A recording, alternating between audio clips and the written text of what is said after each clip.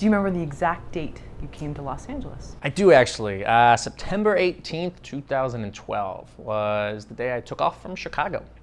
Yeah, and landed. It was a big transition. I had an awesome life in Chicago. I had a good job. I had a great relationship, and it was just one of those things where it was kind of that now or never breaking moment where, and I'm someone that's like, you got to take a risk or else you may regret it the rest of your life. I'd rather take a big challenge, a big risk, and fail than to never do it and live my whole life just wondering what if. So luckily I had the support of people that were close to me, family and friends, and pushed me to do it in the most positive way, which is really, really beneficial in this type of situation, especially coming from where I was. Like, it wasn't like, I was very, very happy back in the Midwest, but there was, like we talked about, there's just something missing, and this is what I want to do. So in order to do it full time, had to make a move either east or west, and I'd take sunshine year round when I can.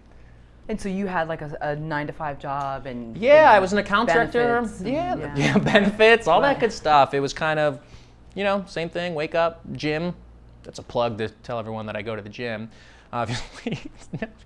And then go to work, but working 8 hours a day, and you find out half the time is I'm writing sketches or writing this or researching how to actually possibly make the jump or going on auditions for whatever it may have been, TV shows, commercials in Chicago. And it just got to the point where my hobbies, my extracurriculars were, they were taking over what I was actually getting paid to do. So it was just kind of that breaking point where I just got to do it, and it's the right choice. Yeah. Do you remember, was there like a day that let's say you went to lunch and something triggered in your mind, you're like, I can't go back to that desk, or maybe I'm just putting words in your mouth? No, I will tell you the story. Okay, this is a very vague, weird references. I really, really wanted to see Snow White and the Huntsman. Really? Okay. Mm-hmm. That's what shocks you, that movie? Is that what it was? Or just no, that I just remember that? Okay. that was the impetus for you to No, it's just what I remember. I remember it was early Uh-huh. summer. You know what? I'm going to rephrase that. Sure. I went with someone that really wanted to see Snow White and the Huntsman. I'm kidding. I actually really wanted to see the movie. And it was just kind of that night where we got to talking, and it was one of those types of moments in the roller coaster life that is the entertainment industry, that things were going really well, and it was just kind of that push to like, you got to do it now, or you're never gonna feel fulfilled. You're never gonna be content. So it's like, let's do it. So 3 months later, I moved. Wow. So did you were planning it out then? Obviously, like giving your 2 weeks. Yeah, I gave, and it was one of those things that was always subconsciously in the back of my mind type thing. Put it in my back pocket, improv term. Anyways, so sorry. So I kind of always was saving up a little bit just in case, because I wanted to come out and give it 100%. Not get into that rut that I was in Chicago where I was working a 9-to-5, could only do it half the time. Like, I wanted to commit everything to it. So it was, like you said, I from that moment on, I was planning for the fall. So it gave me, whatever that time frame was, 3-4 months. I gave my 2 weeks notice. My job was, they were the best. They're meeting tomorrow. Go to them for all your audio-visual and technology needs. Meetingtomorrow.com. They were great, even to the point where they're like, for some reason you get sad out there, you can come on back. Aww, so nice. having that behind you is great.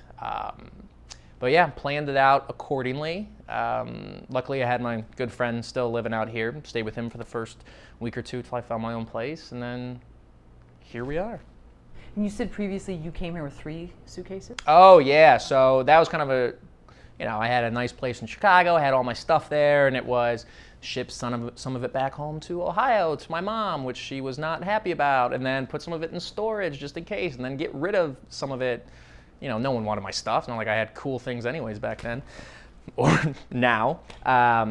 But yeah, and then it was pack up just what I need, because it was September, so the holidays hit.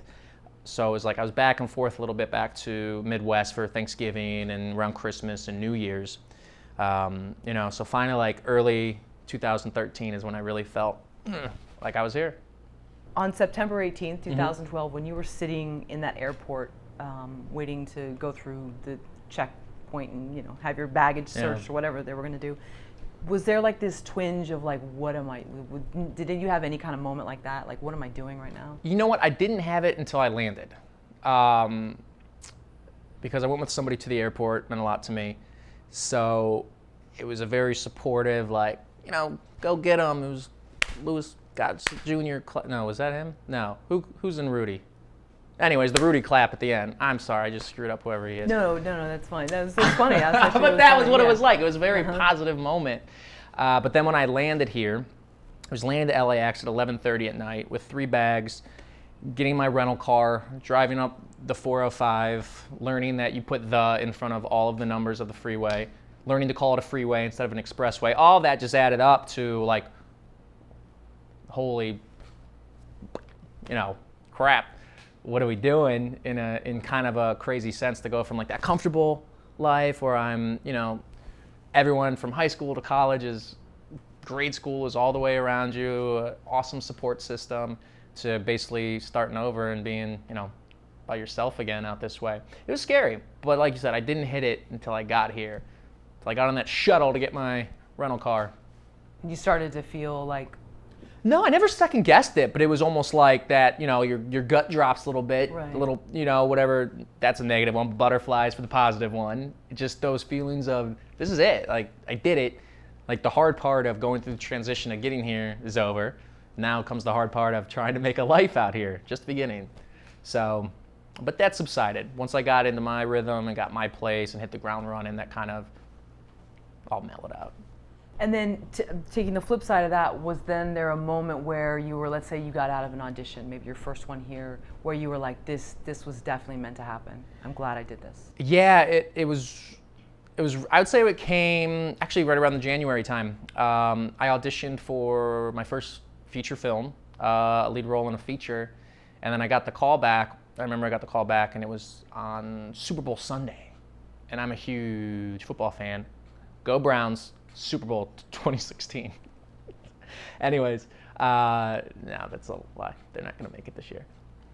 I wish. But I just remember that and going back to the callback, and it was like 4 hours long before the Super Bowl because they were well aware of that. And then I got a phone call like a week later that said that I got it. Are you willing, do you have, we're shooting for X amount of days, a few hours away, et cetera, et cetera. And that was kind of my first big time experience on a set, and I was one of the leads in it, and it's called Blackwater Vampire, just a fun little horror film. And through that and through those connections, I've made friendships, and it was the best experience. And it was just like, this is awesome. It was just one of those things where it's like, these are the moments that I still remember to this day, like filming this and making these friends. Because there's a camaraderie when you get into that little, like, even if it is independent film, but you get into that little niche. There's just everyone's in it together. Everyone has kind of the same up and down struggles, and it was fun. So that was kind of my like happy light bulb moment. When you got that call back, you felt like? Well, when I got the call that I got it, because the call back, Right. there was some dude there looked just like me. Both wore black T-shirts. It was Black T-shirt day at the callback, apparently. Chad, maybe. Probably. Everyone's named Chad out here that looks like me. Every blonde guy, Chad or Tyler, and. So yeah, but then a week or so later, I got the call and it was awesome. Got paid to make a movie. It's kind of like the dream. How important is your online footprint, if you will, to your acting career? Like your acting website, your social media? How important is all of that? Yeah, it's pretty important, especially coming from the comedy world, because if you're not trying to make a joke on Twitter, someone else from, Cincinnati, Ohio already is, or someone can beat you to the punch. Did you hear that like pun, like punchline? That's pretty good. That's good. But it is. There's different ways. It's kind of a crazy changing landscape, but there's different ways to go about Twitter and Instagram, Facebook, and then your own personal website as well. But if someone wants to cash in something, and there's a guy, let's say his name's Chad, because that's what we're going with today, looks just like me, and he has a reel up and I don't, at least they have something to go off of already before he even gets in the room, and it gives him a leg up in the competition per se. But it is, you just have to, it's weird to say, I guess, in a way, but if you were to Google somebody, an up-and-coming actor, writer, producer, whatever, and they, server can't be reached, or if nothing comes up, 404 error, you're going to have that kind of like, well, then what are you doing? Are you really actually working? Are you lying? It's beneficial in all ways. I mean, people, that's how, look at YouTube celebrities and YouTube stars. People are making their own living just kind of off their own personality and using social media as a platform to gain fans, to gain likes, to gain shares. And then comes the branding, and then comes the advertisements and ability to make money based off of your own personality, which at the end of the day, Facebook, Twitter, and Instagram, that's all you wrapped into kind of one in a way. A way for people that don't know you personally to think they know you personally. Right. And then your own website, your professional website, however you want to approach it as a actor, model, writer, your portfolio links. I mean, everyone out here from a cinematographer to an editor, they all have their own reels up. And you need that to prove your work. You know, I mean, if you make a sports reference, you'd rather you put together a highlight tape to get yourself maybe noticed by a college recruiter, whatever sport you're playing. It's the same thing here when it comes to acting. You got to put together your highlight tape so the coach or the casting director, the producer can call you up and put you in something. Well, I noticed with your site, and it's Anthony hyphen Fanelli, not underscore, hyphen. Yeah, you believe that? I think some 14-year-old dirt bike rider bought the domain to Anthony Fanelli. So if you're out there, you may not be 14 anymore, but good work. Well, you can check and see if it's expired. And then exactly. But so your site is incredibly organized, I have to say. So thank you. Amazing. You have is it 6 different reels? Yeah, there's a couple different ones. Okay. There's the master reel, which has everything from TV, film, commercial. There's a comedic reel. There's a live comedy reel, a commercial reel, a hosting and spokesman reel, which, to people outside of the industry, they're going to all look the same. But within this, entertainment bubble that we work and live in out here, they're all very different and very distinct and show your skills in a different way. When did you launch that website? I think I built it about a year ago. Yeah, and the reels I try to, because there's always new stuff coming out, and as an actor, it's not the easiest thing to do to get your footage, so you have to go around certain ways in order to find it. So, if you film something last week, it may not even come out for like 7 months, and it's on your resume, but no one can, visually see it or hear it until it actually comes out. So you have to keep building your reel up as much as possible. Yeah. So 2012 is when you were here, late September-ish, but then it took you a few years to actually get all that material. Yeah, I had a decent amount of footage from when I lived in Chicago, from working on some commercials there, which was good. So at least got my foot in the door with some agencies and managers that were like, okay, didn't just wake up one day and be like, I'm gonna go act for a living. That was my impersonation. I'm great at impersonations, as you can tell. But I wasn't that person. I had a little bit, like you said, I prepared as much as possible. So before I moved out here, I actually sent out headshots and reels to about 40 agencies. And I just Googled LA agencies. So that had your biggest ones all the way to, some guy that's faking it, living in his mom's basement that says he's an agency. I sent him everywhere. So actually the day I got out here, I had 2 meetings set up. Oh, wow. Which was very nice. But, I sent it out to so many, those 2 got back to me. It was just a numbers game at that point. It's like cold calling, it really was. And spending the money and taking the time to physically, 2012, not too long ago, it was right in that transition of everyone going, are we just doing digital or do we want the hard copies? It's still to this day, it's a toss-up. Some people want them, some people don't.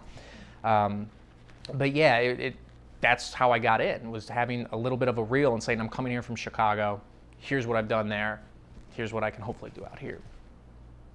How often do you maintain your website in terms of updating it with new stuff? Because you seem very busy, and I know we've talked previously today that you have many things going on.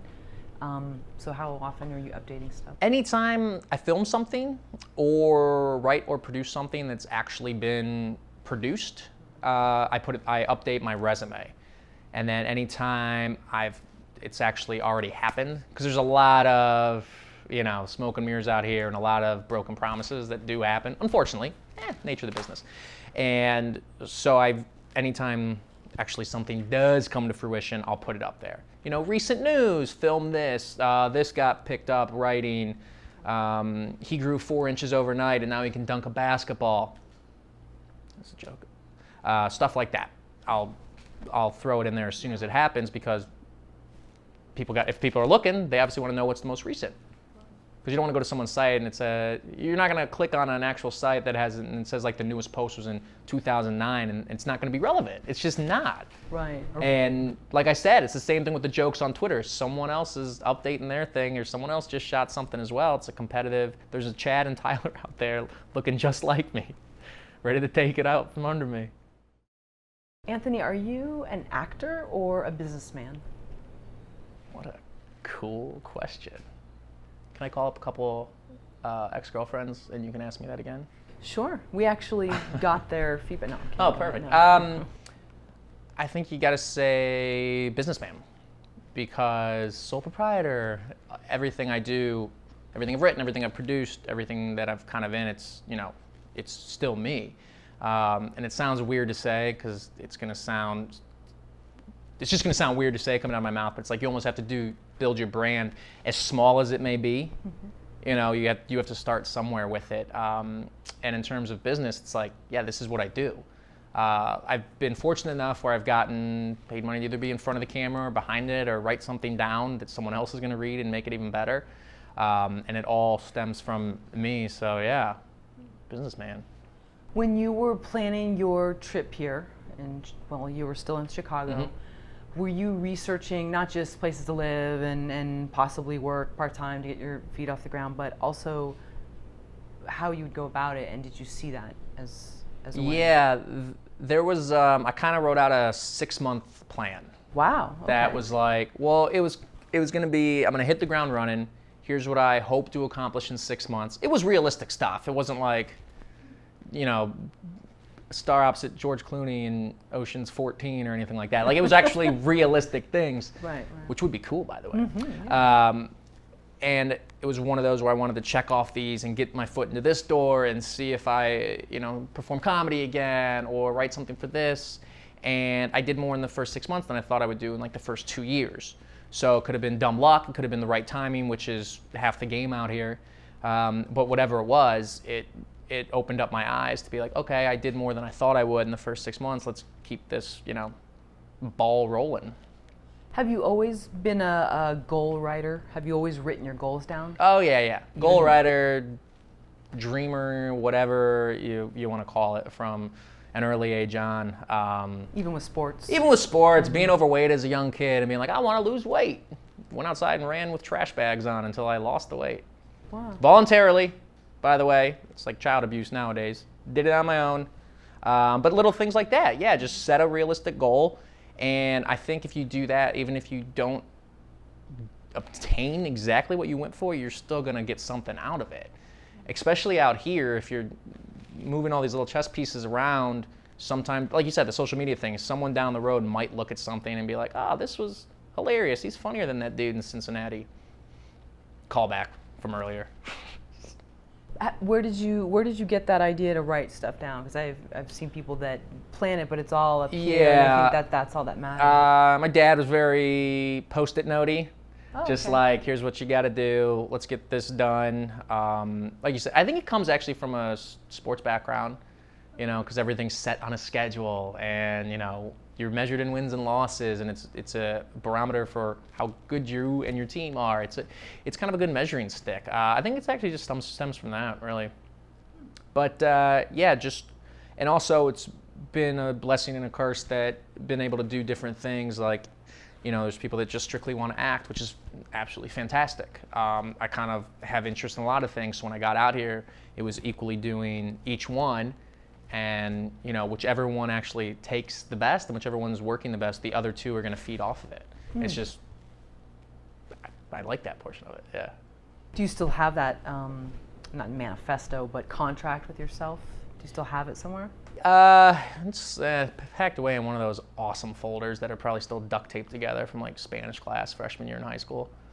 Oh, I mean for the acting one. Sorry, I was too vague. Do you still have the acting contract that you made with yourself?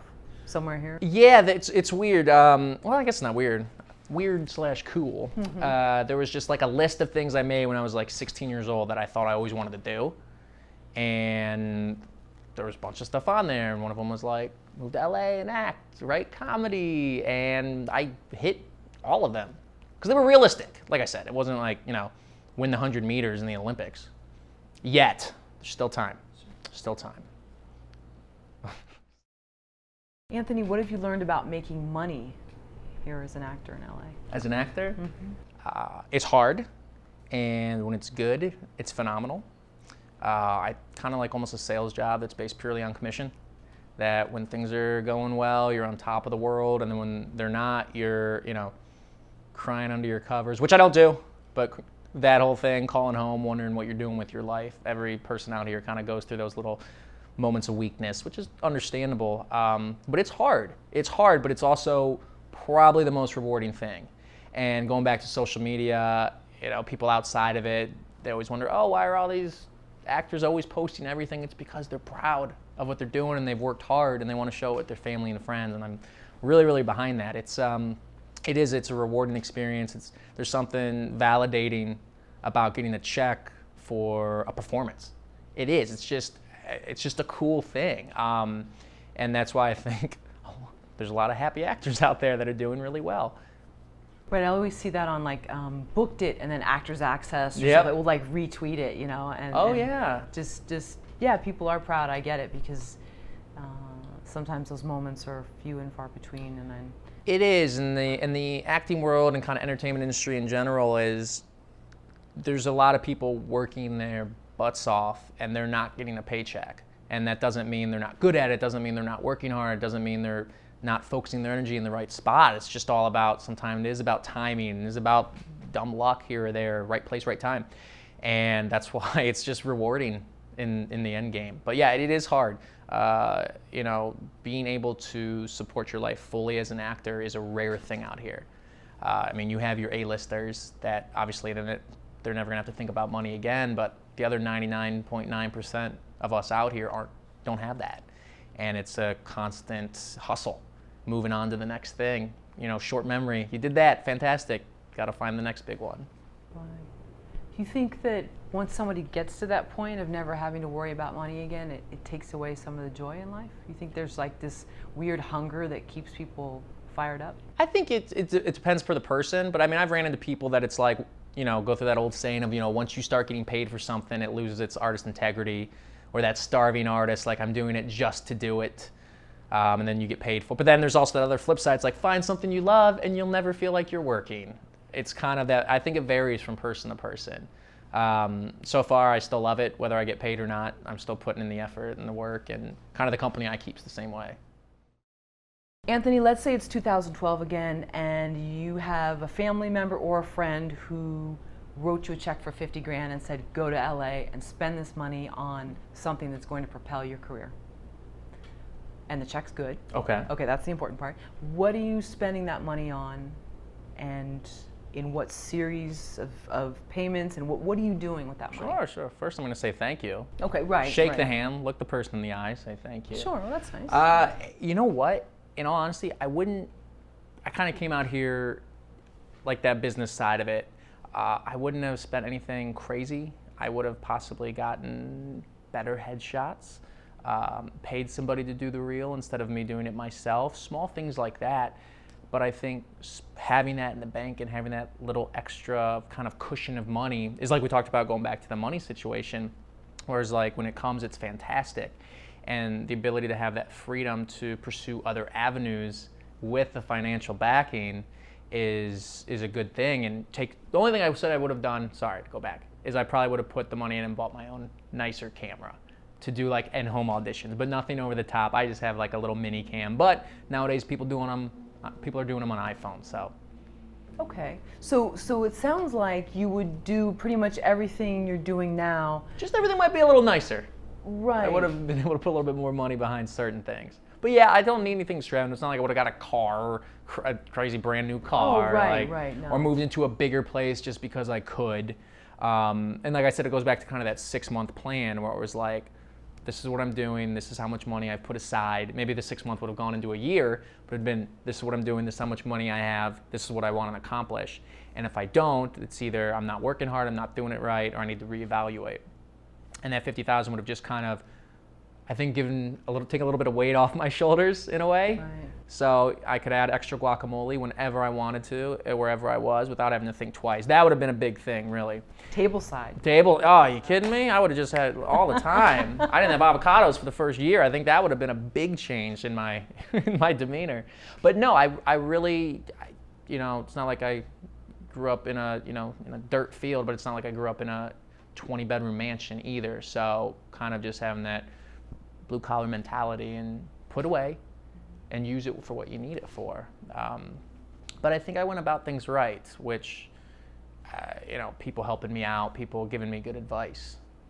Do you think if this hypothetical 50 grand, aside from maybe a little bit of a better camera or a little bit better headshots, you would have maybe done a production where you could have done a feature earlier? I would have. The first thing I did out here was a short form web series that got picked up with Funny or Die that featured it. It was called Knocking on Doors, and I would have put a lot more money behind that. And I had written out 10 episodes, and we only got to shoot 3 because everyone in it is just doing it out of the goodness of their heart. People that are just starting out, actors that are friends that I've met that weren't busy on a Sunday afternoon and wanted to be in something that I thought was funny. So if I could do that portion again, 100% would have put more money behind some of these individual projects. Because if it's my own thing, it's not a big deal really to me personally if I get paid for it, if I'm doing it and I'm doing everything behind it.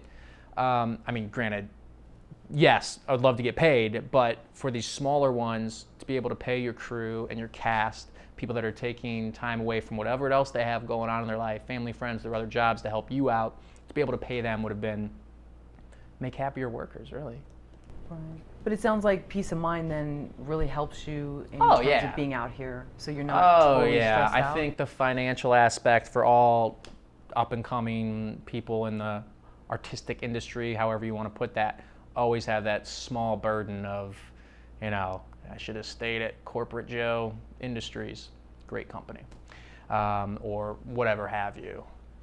So let's say money stress versus maybe not total financial freedom where you're, on an island phoning in what you need done, but a little more comfortable. How does that look in the big scheme of things and how you approach life? You know what? There was, when I first got into comedy, like in Chicago, one of my improv teachers had an awesome quote that Amy Poehler once said.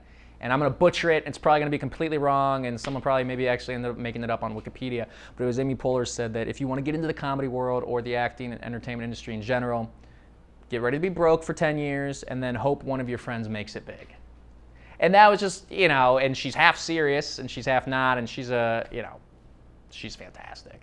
Not a negative thing anyone could ever say about her. So it's just really cool to hear someone that's succeeded. Seceded? Apparently she's seceded from the. I'm gonna take that back.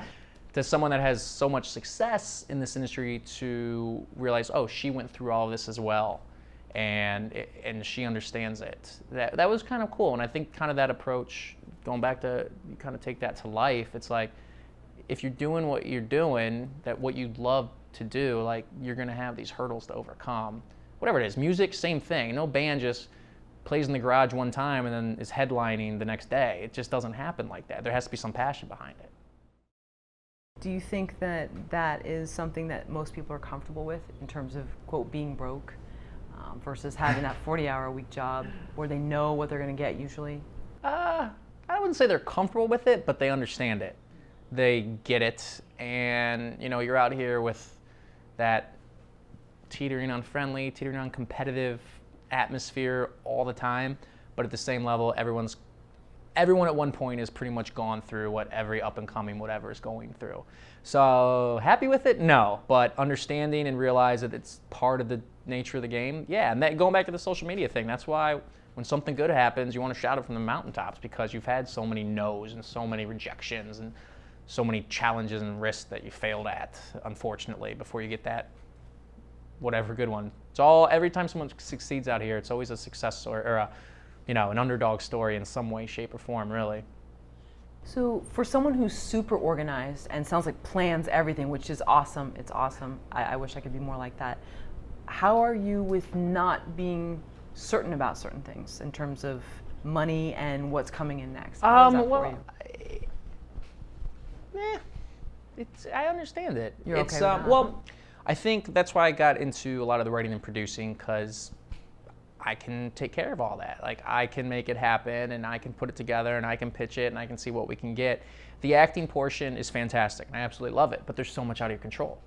You know, whether your hair's too long, your hair's too short, you're not tall enough, you're, you know, whatever it may be, actors are more than likely the last piece of a puzzle of a TV show, especially when it comes to commercials, and it comes down to the littlest intricacies. So you have to understand that you can't take those personal. And so in order to hopefully have that be a full-time thing, you could have a little bit more control with stuff that you write and produce on your own. So to be able to have that aspect in your repertoire per se, and to be able to make money off of that, going back to that kind of hand in a bunch of different baskets to see which one takes first, has been beneficial to me. I put it this way, like I always say when it comes to like musicians, I'd always respect somebody that writes their own music and plays their own instrument as well as sings, more so than someone that just possibly just sings. Nothing against anything, but I just think like that triple, not saying I'm a triple threat by any means, that's not what I meant, but just someone that has their, doing a lot of different things and just, they love music so much they're gonna learn every instrument and learn every note and learn how to sing and learn how to play guitar. Same thing when it comes to entertainment industry. If you like acting, then you should also like writing and producing and just being a part of it. And a lot of the most successful people out here are behind the camera just as much as they are in front, really. Anthony, when we look at your IMDb credits, okay, so we're going to see one acting credit in 2010, one in 2012, then in 2013, 6, 2014, 8, and now 2015, ding, ding, ding, 13 credits. Oh. Do you attribute that to improving your craft or a shift in your attitude? Or neither? I would say a lot has to do with location. Okay. And those first ones were actually stuff that I wrote and produced myself. So like 2010, 2012, so in a way I don't even really, it's not that I don't count them. Mm-hmm. I didn't even know that. I feel cool right now. I mean, that's awesome. Good, Sweet, okay. Good for me. Just let it sink in. I think it does. I think it has a little bit to do with just meeting more people. And, you know, I've worked with, I mean, it's all 6 degrees of Kevin Bacon for everyone out here, really. You go from working on that first feature I did, I got called in from the same director 6 months later just to do a day roll on his next feature. And then because of that, did a voiceover on his next feature just because they had a previous relationship. But anyways, I think it is an attribute to, yeah, like you said, having a different mentality and a different kind of set plan, but it's also because I've been doing more things, so I'm meeting new people and I'm seeing more casting directors, and I went to a friend's show, she was doing a musical, and I got talking to one of the guys that was in it, and he was from Michigan, and we ended up having a couple friends in common, and then lo and behold, you know, 2 weeks later, because he looked at my social media, he saw my reel, and he's like, I'm doing a brand new project, I'd love for you to come in and read for this. So it's just a matter of getting your name out there a little bit more, and a lot of it, you know, the oldest improv rule in the book, say yes and just be thankful for what you have in front of you and do what you can, because, you know, there's a lot of projects that I'm sure either people either snuffed their noses to or didn't want to do things, you know, a few years back because it wasn't as big as they would have liked it to be, or they felt like they had to take a step back. But it's like people that are making stuff like that in 5 years, they're going to be making the big stuff. So it's good to just say yes to people and meet people. And I'm still happy about the credits going up. All right. Still happy about that. So you attribute it to just getting out there? It sounds I like. do. I think it's a lot of just saying yes and just going on audition. I mean, everyone's done it where they've gone on an audition. They're like, I don't even want to do this. Why am I doing this? I have so much other stuff going on. I got to drive an hour to Santa Monica, sit in a room for 3 seconds, and then drive an hour back. It's a waste of time.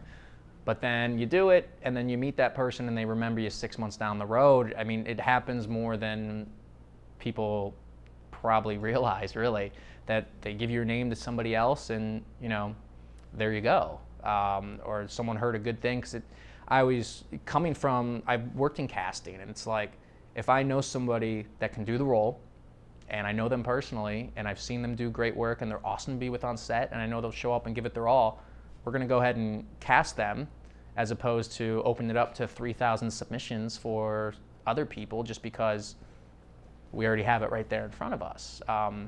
You know, that's me kind of, you know, on a much smaller scale than the bigger stuff, obviously. But I think that does kind of trickle its way up to the top as well. That type of, a lot of the same people are always working, really. That's why you see the same person in like 9 commercials in a row. Just 'cause people like working with them and they're good at what they do. You are in a film that comes out, I believe it's August 4th, Spare Change? August 4th, yep. Okay, great. 2015 feature film comedy Spare Change. I have a small role in it, but I also produced it, which was my first feature film. I've produced digital series and have been in pre-production on a couple TV show pitches for larger studios, but never a feature before. So we shot actually the beginning of 2014, independent feature, and you know, we had 4 guys doing the job of 100 really, and it was an awesome experience, and it's finally come around, and here we are, August 4th on iTunes, August 4th, 2015, video on demand, digital download, iTunes, Google Play, and Amazon. Everyone's really, really excited. We actually just released the trailer today, you know, worldwide, internet. Oh, okay. So it's getting a lot of views, a lot of traction, everyone's tweeting and gramming. That's lingo for Instagram.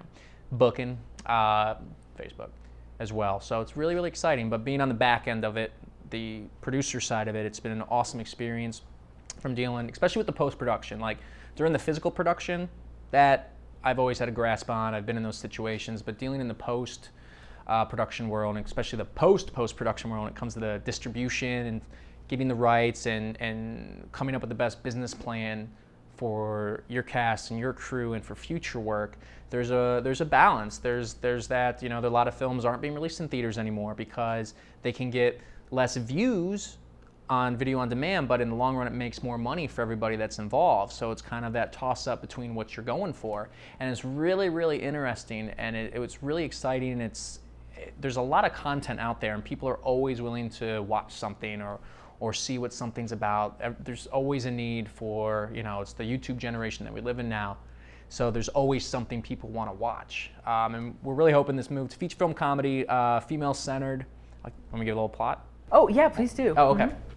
Story's about this girl, mid-20s, named Jane, and a couple years after college, you know, she's your typical mid-20s girl. Sorry not to say there's anything wrong with that, but she doesn't take anything too serious in life. She ends up getting fired from her job, and she finds out her old boyfriend, who was away at the Peace Corps, is now back in town after breaking up with her a few years back. So her life's just in turmoil and everything's the worst.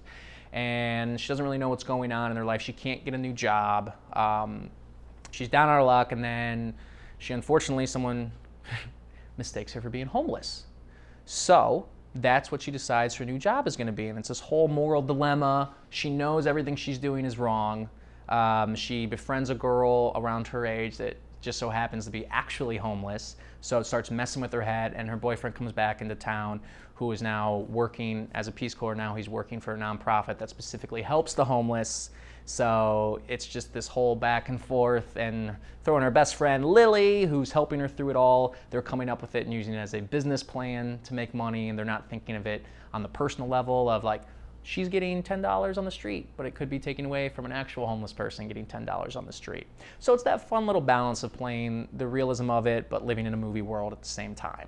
And it's just a fun, independent comedy. It's great. We've got some great people involved in it from all over the comedy world. Pulled in favors. We have, you know, Jim O'Hare, Allison Becker, both on Parks and Rec, Ross Marquand, Walking Dead, Jordan Black, Community, huge improv comedian, one of my favorites out here, is the best.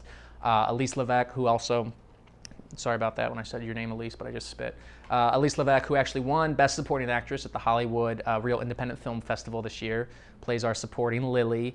And then Lissa Loria plays Jane Doran, who was phenomenal in her first big feature acting role. She's actually in the music world. And then the male lead was played by Kurt Mega, who was one of the Warblers on Glee. And then Jordy Lucas as well. She's just actually came over. This was her first role in America because she was on soap opera in Australia for many, many years as a teenager. She grew up over there, a show called Neighbors, so this was her first American role. And then Neil Grayson, who's been on a bunch of different shows on Sci-Fi Channel. Krista Allen's in it. Madeline Sweeten, who would play little Allie Barone on Everybody Loves Raymond. I make a guest appearance, don't worry about me.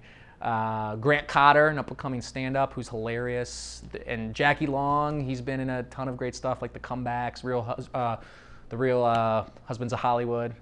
Real life Hollywood husbands, however you want to put that. We just had some awesome people that were just willing to come in and do this movie with us. And that was just the cast. The crew was phenomenal. And everyone's kept in touch, and everyone's real excited for the 4th because it's been so long. It's like one of those things that it's, oh yeah, we put all this work into this thing a couple of years ago. Now it finally gets to for other people to see it. Well, you screened the film, was it February 14th? It's February 14th at the Hollywood Reel Independent Film Festival at the Reel Cinemas down at LA Live. So it was very, very exciting. We sold out. Like I said, we won one award, and we were up for Best Picture as well. We did not come away with that, but to be part of that festival, which was fantastic, because they had some, A-list actors and actresses, and there's some of these films like Gary Cole, Joe Mantegna. They won a couple of awards for their films, and to be a part of that, meet other filmmakers, kind of going through what we went through, it was really, really cool. And to have people say, oh, a complete stranger, not a family or a friend for the first time, something that no one had any prior knowledge about, to be like, that was good. It's like, oh yeah, thanks. So since you met people that were going through what you all were going through, did you talk to them about getting a distribution deal once, like the big night's over, great, now what happens after? Yeah, because it's a little bit different because, everyone knows about Sundance and, there's these big film festivals. We just went to this one for our worldwide premiere. Mm-hmm. And we understood our niche. We weren't going to try to do 15 festivals and try to get someone to possibly purchase. The executive producer, Chris Hughes, who handles the business aspect of this, he's very, very knowledgeable and was up on the digital media before anyone. He works kind of in the .com world, if that's still a term. So he had a business plan for this before. It was like, we're going to hit one festival, and then we're going to get distribution because there's no point in waiting. We understood what the product we had and where it could benefit and where we could flourish with it and where everyone that was involved with it could benefit more from it. Because you hear these great stories like, oh, this movie was picked up and then it's released 3 years later because this big production company, and that's awesome. It doesn't happen to every film at every independent film festival. So we just played the cards we were dealt and went about it the right way. And that's why we're really pumped about the 4th.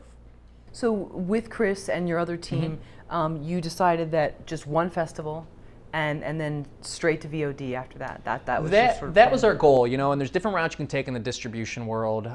We talked with a lot of distributors, to put it in DVDs, to do a European release before an American release. There's endless different doorways to open up.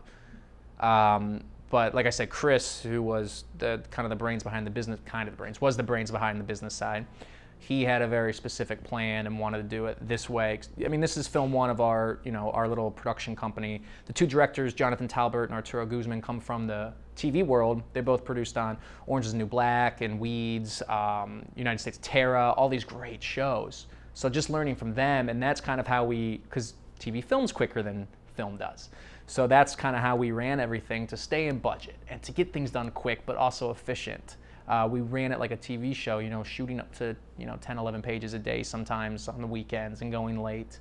And learning from those guys was great, and using their connections as well. We've had a couple Emmy winners behind us. Shannon Mitchell helped, who won an Emmy for Orange is the New Black, did our editing. John Kincaid, who did our sound supervision, he works on all Game of Thrones, New Girl, Orange, name drop all over the place here, but I learned more from sitting in with these people for 8 hours than I would have in a classroom for over 6 months. It was really great. How did you get involved with Spare Change? Okay, I'm going to try to give you the most condensed version possible of this story. So, one of my good friends from college, went to school in Cleveland, was in Chicago before me. He was friends with another kid that went to our college who grew up in Omaha, Nebraska. The kid from Omaha, Nebraska, who lived with this, hold on, I'm trying to figure out the best way to put this story. All right, long story short, a friend of a friend of a friend was friends with my good buddy and then soon to be roommate when I moved to Chicago. His older brother happened to be this gentleman named Chris, who coincidentally, when I had one of my first improv shows in Chicago years and years and years ago, he was friends with the sister of a guy that was in my group. So he was at the show, and then later that night, because I was friends with his brother, we were all the same party, and so we met there, and Chris actually set me up with my first, because he was like, oh, you were awesome, because he used to be an actor, so he said, I gotta set you up with my agent. So, greatest guy in the world, I knew him for one night, and he set me up to get an interview with his agent literally that Monday, and I went in and they signed me. Oh, wow. And I had just gotten into everything when I was there. And then fast forward to LA, he was out here, probably 3 years before I was. And he was just, working in the .com world. And I worked on a couple web series that he helped out on and did a couple guest spots in. And so he just kind of, on the business side, had this idea. He's like, all these people put X amount of dollars into small digital work or short form. I think there's a way to, profit from it in the feature world. So like, let's see what we can do. So called me together and we're like, all right, let's make a movie. Here's how much money we know we have. He worked on a film in Chicago with a guy named Jonathan Talbert on Jonathan's first feature called Nowheresville like 10 years ago in Chicago, who is now on Orange is the New Black and worked with Netflix. So we wanted to talk to him about distribution and how that's changed drastically over the past 2 years, but how that game in the digital world works. And so about an hour into our lunch, he was like, well, when are you guys shooting this?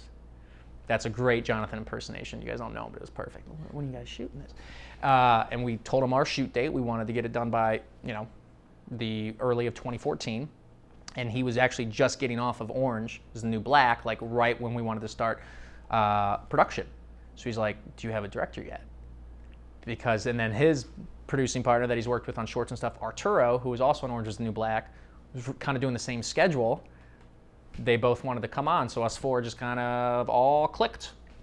But Arturo's from San Diego. He's not a Chicago guy. He's not a Midwest guy. So he was the outsider, but he's also one of the greatest human beings. So those two directed. Chris handled the business side, and I was the producer heading most of the creative side, working with the talent and script and everything. And did all of you see eye to eye on how you would get the movie out there? Like, did you differ at any point? Like, oh no, let's try for these big festivals. There was, but nothing. It was just, if something got vetoed or if there was a majority vote, it was just like, okay, that's what we're doing. There was never really a fight. We kind of all trusted each other.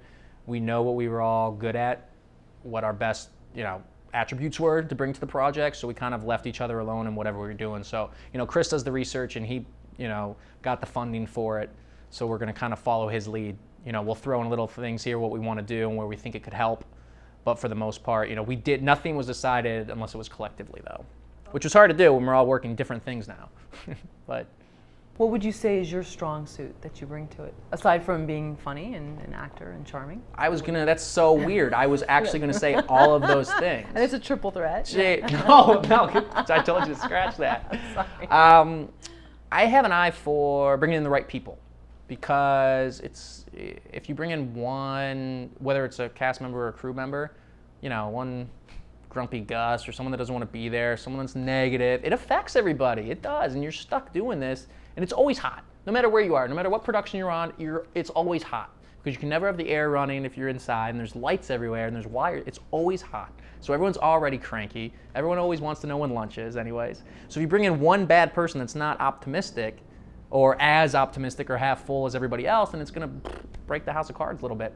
So bringing in from, because we had, I think 73 speaking roles, which for a small independent film is a lot. And, we auditioned for all of them. It wasn't just like, hey, I know you, why don't you come in and do this? Because we wanted to kind of cast a wider net and see, give other people an opportunity that may not have had one to be in a film. So it was bringing in good people that were just fun to work with, and we're good at what they do. Sounds like you're really good at knowing the right people, knowing who would work. Yeah, and I like that, putting together, building your own team. And the girl that wrote it, Stephanie Mathless, another comedy connection, I used to be in a group with this girl, Katie, and she was best friends because she went to college with this girl named Stephanie, who is now a writer in New York. And like a long time ago, Stephanie was in town in Chicago, because that's where she's actually from. And we met like one night, and then 4 years later, when I was looking for stuff and just sending something out to friends, like, if you know anybody, we're looking for scripts. And Katie was like, I think you met Stephanie years ago. She has a script, because she used to be managed by, I won't say, she used to be managed by XYZ, but she's not with them anymore. Would you take a look at it? And then I was like, A, it's awesome. B, I met her and I know she's cool. And C, she's going to be willing to work, because it's a different business when you're dealing with a small budget. You have to sacrifice a little bit up front in the hopes that it does well in the back. Anthony, was there any moment where you felt Spare Change was not going to get made? Were there some close calls where like this thing might not be happening? There was only one day. We were shooting in a building in downtown LA in a loft space, and we got all the specific permits that we needed, everything that they told us we needed to do, cleared it with the building manager, but we didn't clear it with the building owners, apparently. And something was very weird, and I'm someone that's like, just do it and ask for forgiveness later. But we had to shut down on I think that was day 3. We had to shut down. Like, that's when you kind of hit your groove, because we were in the same location for the first 6 days shooting in this loft space.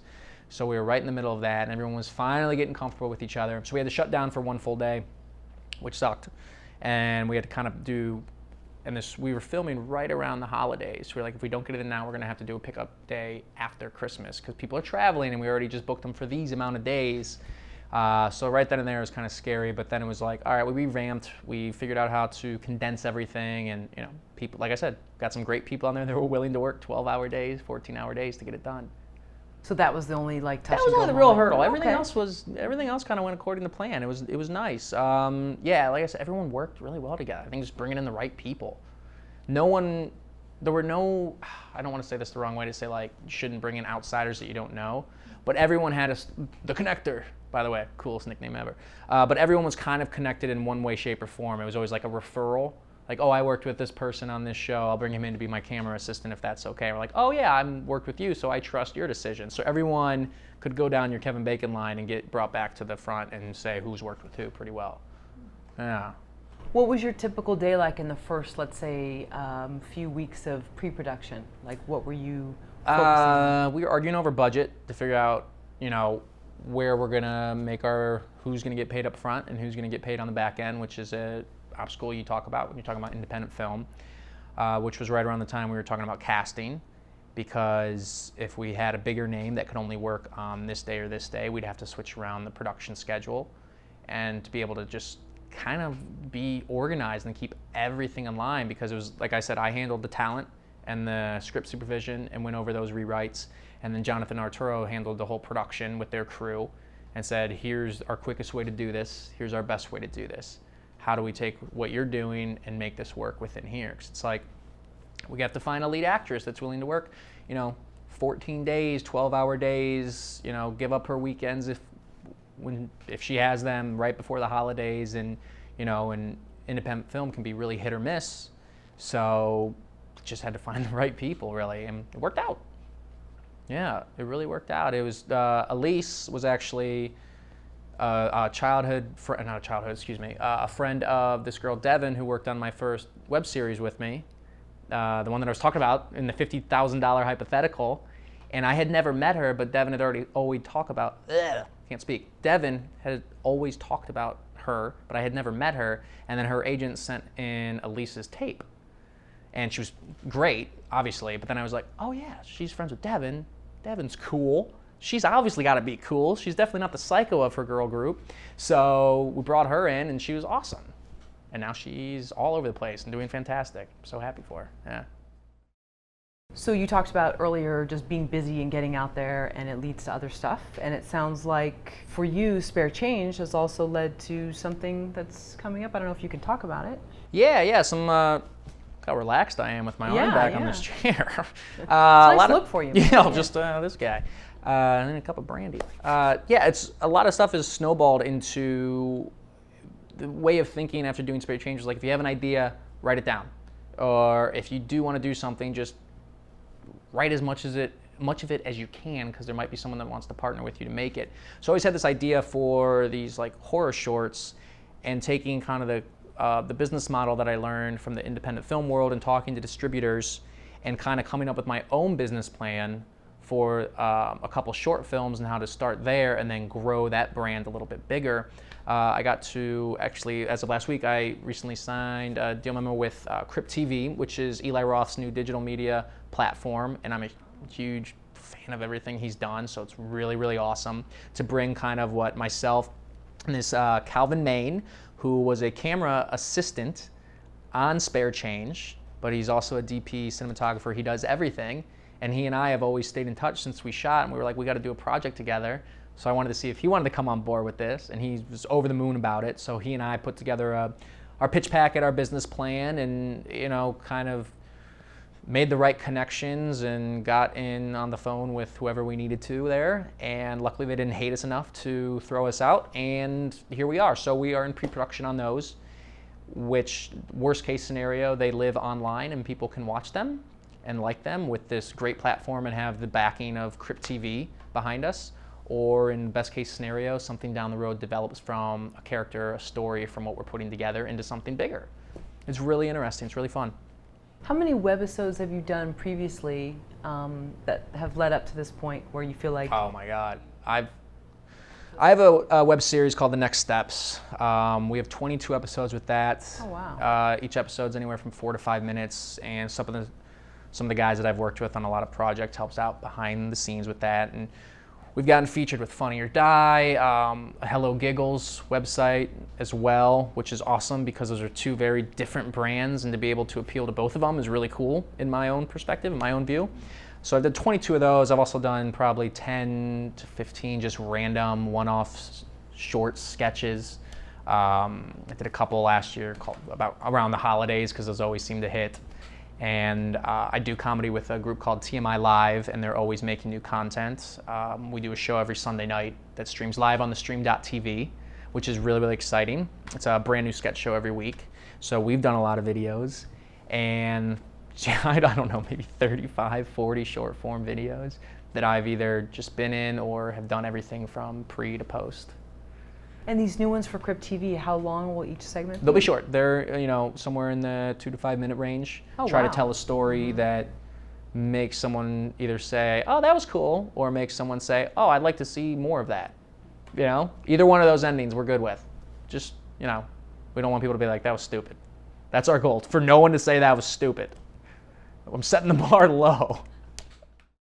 I'm wondering if you can share a story, leaving out any names or identifying details, about a challenging time either as a producer, an actor, or writer, and how it made you grow, for lack of a better word, but it really taught you a lot about either working with people, about yourself, about how things work. Sure. I'll give you two. Okay, Two great. quick ones, a good one and a bad one. Oh, good. So working on the feature, I was handling all the cast, so I was dealing with agents and managers of, some of your big time agencies and management companies. And I'm someone that was like, I'll send you everything if you want to do it. Awesome. Fantastic. If you don't, okay, it's not a big deal. And everyone was from, the top A level agencies to the bottom ones were nice and sweet. There was just one where it was a communication error and we were going back and forth, and we just needed an answer. So it was like, and if it was fine. It wasn't like, if your client wants to do this, awesome. If they don't, just let us know because we have to move forward because production starts, yada, yada, yada. Long story short, I ended up getting pretty reamed out on the phone, and where it was just like, and I took my licks. I did it. I didn't do anything wrong. I didn't cross any boundaries. I didn't do anything. It caught somebody on a bad day. It wasn't an argument. It wasn't a fight. It was me getting yelled at. And so then I reached out to the other guys in the film and kind of told them what happened. And one of the directors pulled me aside and was like, that's one person out of probably 500 that you talk to. So don't let that affect what's going on. And it hasn't. It's just a story that it's like, you caught someone on a bad day. And I don't hold anything against that person. And to be honest, they probably don't even remember speaking to me. And it was just one of those moments that it was like, oh, I guess there is that stereotype. Because I was like, all the stereotypes about Hollywood is wrong. Everyone's nice and everyone's cool and everyone wants to talk to you. And then that one was like, oh, man. Felt like Eeyore, just like down in the dumps for the day. But it ended up working out for the best for everyone involved. Right. For the person we wanted, their client, for us. I mean, it came about the wrong way, but the end product ended up working. And then on the positive side, I write for a company, a script development company, up-and-coming production company, and I got to have a meeting about my script with a pretty big-name producer. And I thought he was going to come in, who's worked in business for more years than I've been alive. So I thought he was going to come in and be like, this is garbage, this is what you need to do if you ever want to get this sold, yada, yada, yada. And he basically came in and gave compliments and gave notes, and his notes were more like, take these if you want to use them, You don't have to. This is just what I'm saying. And it was very cool to have someone that has more experience than I ever will if I live my whole life out here, to talk to me like I'm on his level when I'm not in any way, shape, or form. And I was like, learned from that as well too, that it's just like, oh, people just like what they do and they're willing to help people that are up and coming in whatever it is they're trying to pursue. It was really, really cool. And I've told, not without saying the name, I've told a lot of people that, and it's, you know, from the comedy world to like, oh, big name people are nice too. It was really, really kind of rewarding and gave me a lot of confidence for what I was doing. So if someone else were, because it's happened to me. I've called for interviews and I've experienced that same situation. And what do you advise someone that's going through that in the moment? Because it dissipates after a while, and then you're talking about the bad part. Yeah, the bad part, and because I think it will happen every once in a blue moon. You know, it was one of those things that it was like I got off the phone.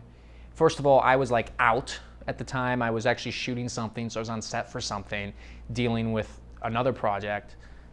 Not like I'm dealing with so many projects. It was just one of those. Right. What a pretentious thing to say. No, but I see what you're saying. Yeah, it was just one of those. Yeah, the one Overlapping. time something overlaps. Right. Like I wasn't in the right mood, and I would just say that I was dealing with like 5 people in this camp, and a bunch of them had the same name, so it was already very confusing to me. And I guarantee just something got lost in translation in between emails and phone calls, and there were a couple missed appointments. You know, and so it just happened where it was like someone felt that I was going behind normal protocol. Yeah, and that's what happened with me too. Yeah, and so I got reamed. Yeah, and I got reamed, and it was just like and I wrote a very apologetic email because, and you know, they wrote me an email back that was like not apologizing, but kind of understanding they were over the top a little bit with that's it. Nice. So it wasn't bad. And like I said, I never said anything. I just bit my tongue and was just like, all right, this is gonna happen. I'm learning. Right. It's fine. I'll remember it forever. And they, like I said, they haven't thought twice about it. So it was like a Hollywood hazing. Oh, yeah. Nice. There we go. It was a Hollywood hazing. Okay. That was a cool way that was a good spin. It was a Hollywood hazing. Good old Kappa Delta hazing out here. Right. And you dusted yourself off and you said now, because then it makes you not as afraid, I think, to take another chance, because you're like, okay, I've been through it. Well, I've and you know, it was a higher level. You know, they carried a lot of respect, so I never wanted to have a bad image or someone maybe meet them down the road and be like, hold on, did I yell at you on the phone once X amount of years ago? Right. But like I said, there were other people, you know, kind of on that same professional level as this other person that treated me like I was, you know, someone they've been working with the whole time. So it's like I said, wrong time, wrong day, caught someone in a bad mood, you know. Right. And you dusted yourself off and you said, now I'm... It's like she hit it. I was the parked car and she hit it. 2 people have to make a car accident, right? She just happened to hit me while I was parked. So. Since you mentioned earlier that you do other things, not just act, you also produce and you write. How do you balance all of that? I mean, in terms of... So nice. Yeah, oh, well. It makes me feel like I'm doing stuff like successfully on all fronts. There is a balance. There's, I think the acting, like I said earlier, it's kind of like some of it's a little out of your control. You know, you can go a lot of days on the calendar without having a good audition, but if you're sitting at home, you don't really have an excuse as a writer for not writing. So you can always kind of do stuff. So I think there's that type of balance. And for me personally, I've produced a couple things, but the majority of the stuff that I produce, I've had a hand in the writing or on the creative side. So balancing like that, it can, you know, if the acting's not happening during this month, year, decade, whatever, I can still fall back on that because I hold the power, at least to write it down. And for most of what you're writing, they're mostly webisodes, or now you're transitioning more to longer? Yeah, like every writer, everyone has their plethora. I've done a bunch of blog posts for random sites out there that have gotten picked up, but short form sketches.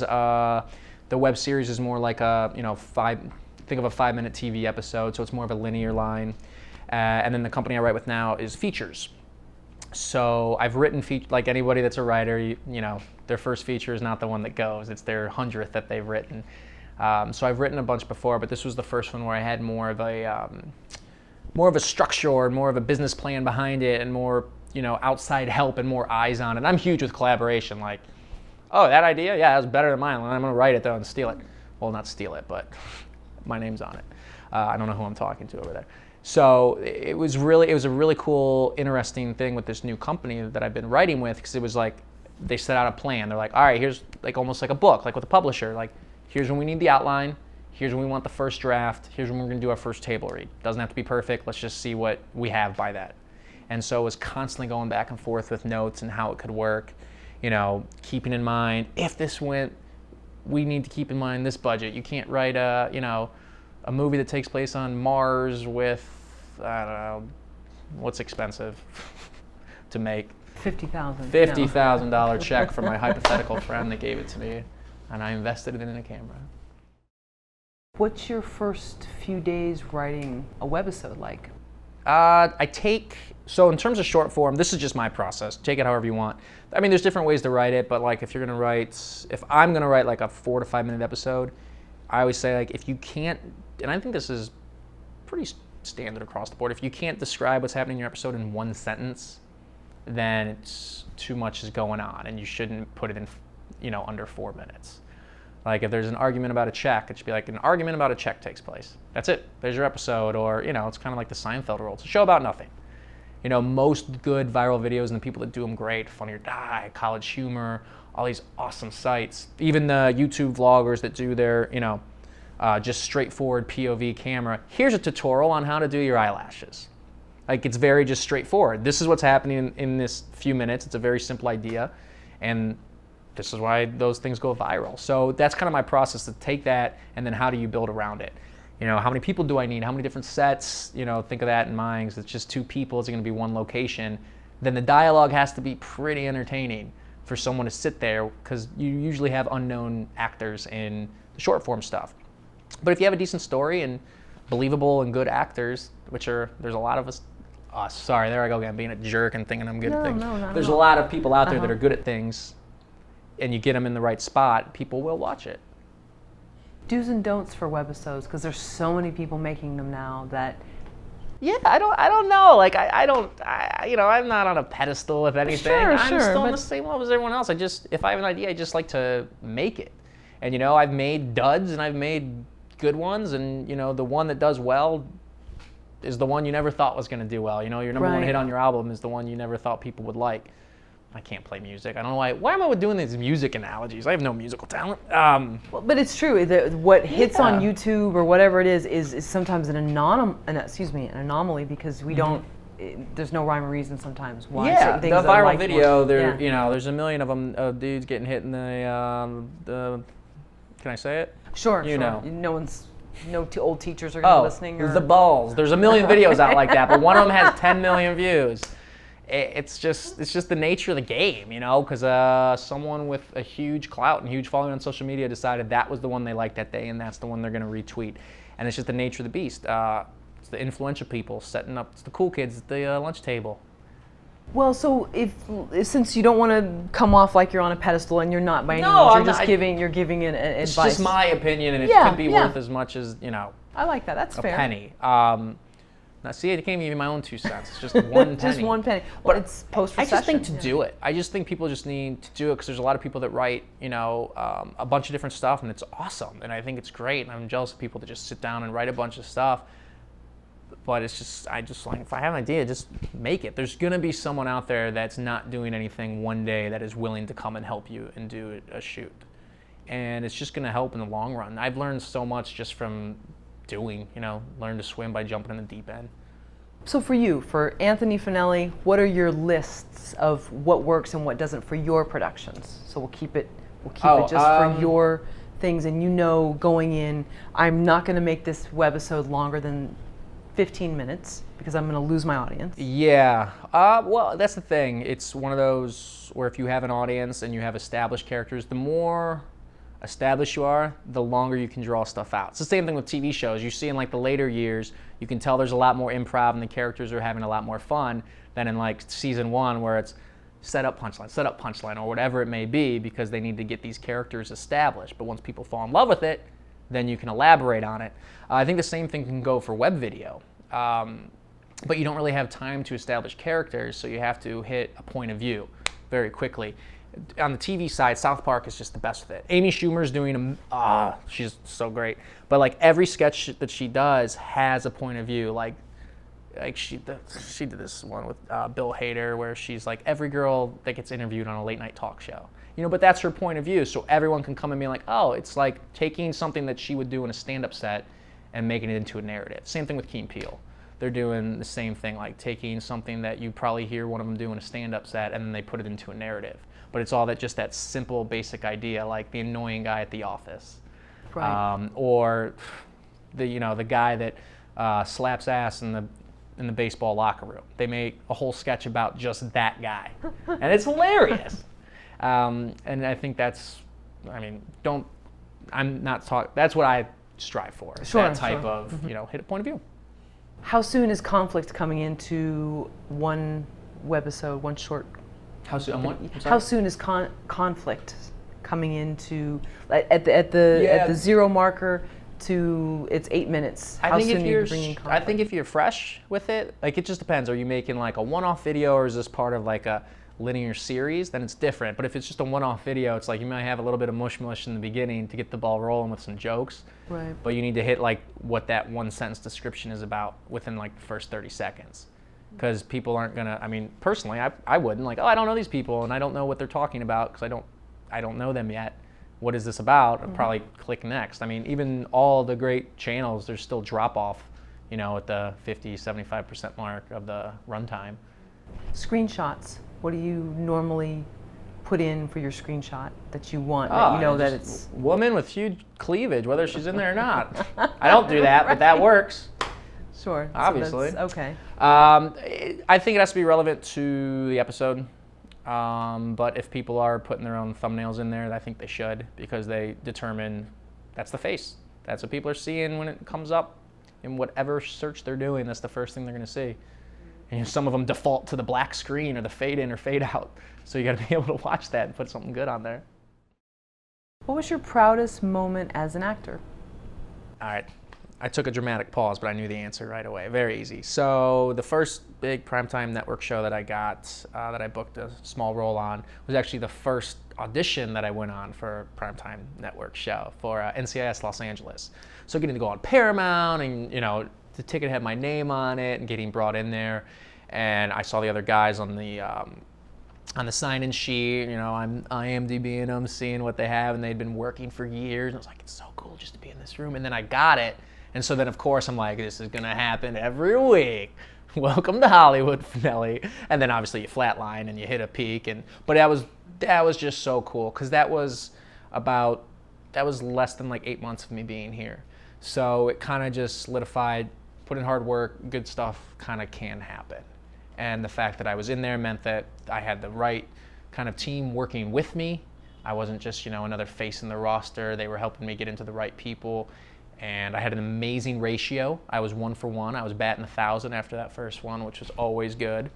So that was a really proud moment. That was really cool. And it was something, because you do so much stuff that people can't see, or that when they finally see it, you barely remember doing it sometimes because it was so long ago, or you haven't told close family members and friends that are cheering for you. So for something like that to come along, and to have people that I know support me and understand that I kind of just moved here, but it is a transition, then to be able to watch that, it was really cool. And like I said, it was a very small role, but it was my face on TV, to my mom. She was happy.